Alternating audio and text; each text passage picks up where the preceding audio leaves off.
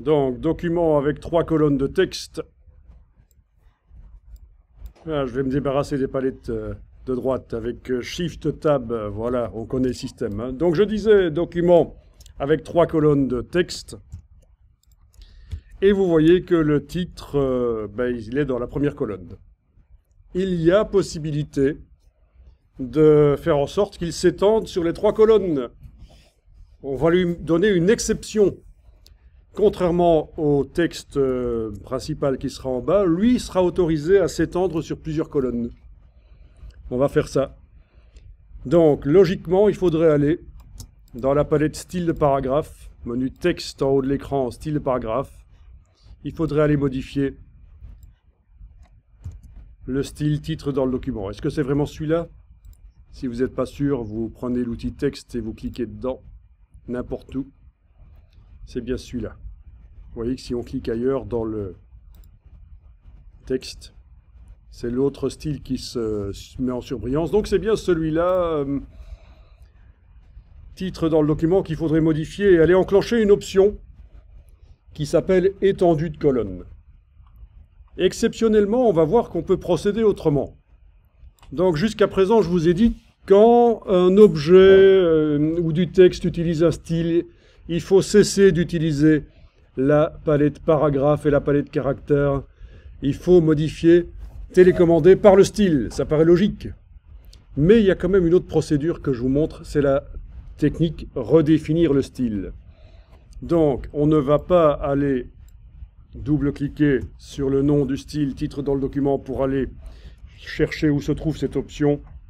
On va le faire par la palette paragraphe. Allez-y, menu texte, paragraphe. Et donc c'est tout à fait valable aussi comme méthode. C'est une petite gymnastique de l'esprit pour arriver à comprendre ça. Vous mettez le curseur texte n'importe où dans le titre. N'importe où dans le titre. Il n'y a pas besoin de sélectionner tout. Si vous voulez modifier n'importe où, ça indique que vous voulez modifier.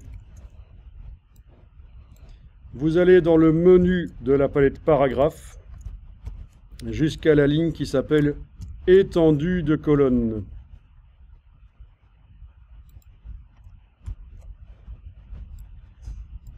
Vous pouvez cocher la case aperçue et à la place d'une seule colonne, vous pouvez choisir étendue de colonne.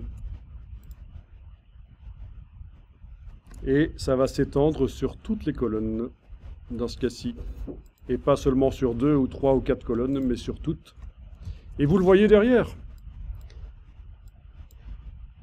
Le titre peut s'étendre. Il est dans la première colonne, mais visuellement, il peut déborder et il repousse le texte en dessous. C'est pas plus mal. OK. Donc, bien sûr, dans le bloc d'en dessous, la modification qu'on vient de faire sur le bloc du dessus ne se voit pas. Et alors, quelque chose que vous voyez dans la palette style de paragraphe, vous voyez qu'on a modifié le style manuellement dans le document. Le petit signe plus vous l'indique là. Et vous allez dire, oui, les modifications, étendue de colonne que je viens de faire là, je veux l'intégrer dans le style. Et pour ça, vous allez dans le menu de la palette style de paragraphe et vous allez sur redéfinir le style. Voilà. Le petit signe plus devrait avoir normalement disparu à côté du nom du style. Et logiquement, dans le bas de la page, l'autre titre a reçu ses caractéristiques. Et ce serait la même chose sur des dizaines, des centaines de pages dans le document. À partir du moment où ça a été intégré au style, tous les titres qui utilisent ce style subissent la modification. Donc très intéressant cette méthode. Alors au niveau du positionnement d'image, il faudra la repositionner parce que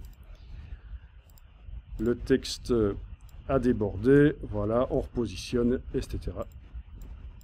Ah tiens, il va même falloir peut-être diminuer la taille de l'image parce que il n'y a pas assez de place pour montrer. Si maintenant il y en a, ça va.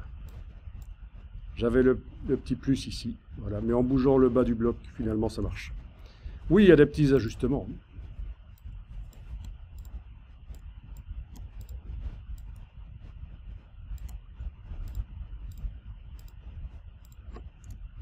N'oubliez pas que vous avez aussi les flèches au clavier pour bouger. Enregistrez le document quand c'est fait.